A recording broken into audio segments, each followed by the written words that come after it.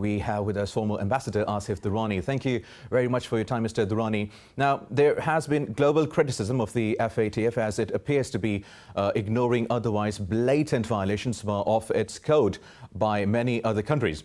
Indian companies, for example, were found supplying weapons to ISIS have skipped the eyes of the FATF. How these double standards impact the credibility of the FATF? Well, I think it does. It's a big question mark on the credibility of the FATF administration, how they perceive of the terrorist financing and the actions which Pakistan had taken. Out of 27 conditionalities, Pakistan did fulfill 26. So it is yet to be seen, because I think Foreign Office has taken up the issue with the FATF administration, and hopefully this issue is going to be on the agenda.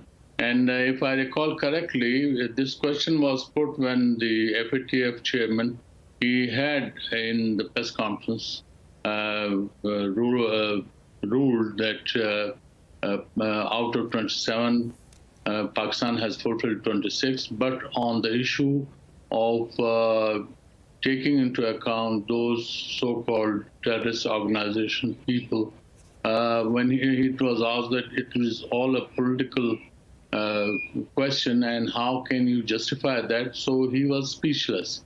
So I think there'll be a lot of activity is likely to take place soon. And in that respect, I think one way, the silver lining is that it would also expose the Indian machinations, which have now been proven by External Affairs Minister Jaishankar's admission yesterday while briefing the BJP members of parliament that it was India which actually did the machination and blocked Pakistan's qualification from grey list to white list. Right, Mr. Durrani, India's anti-Pakistan propaganda in the international arena and at international forums was always suspected. How can Pakistan use this open confession by the top Indian diplomat to shape global opinion in support of Pakistan's stance? India will be exposed on that.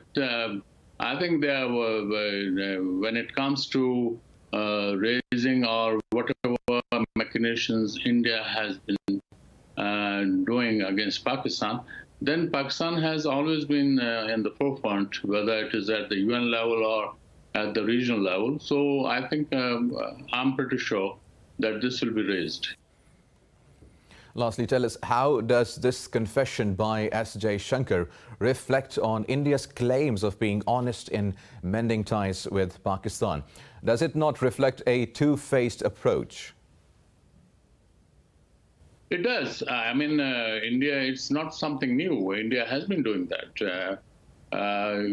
Just take the example of the Kashmir dispute.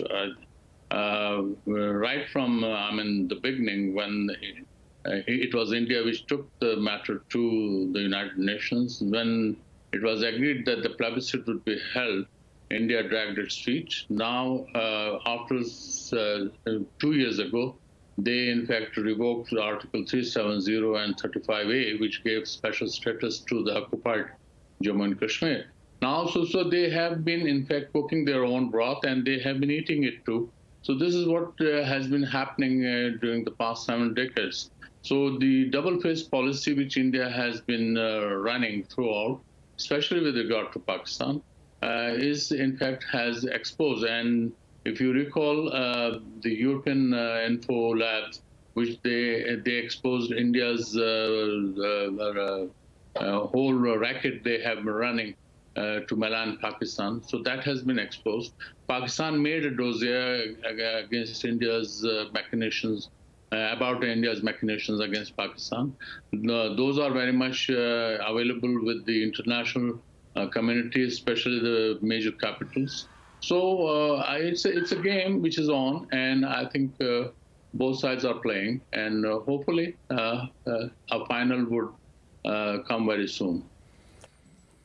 Right, Asif Durrani, former ambassador, thank you very much for talking to Indus News.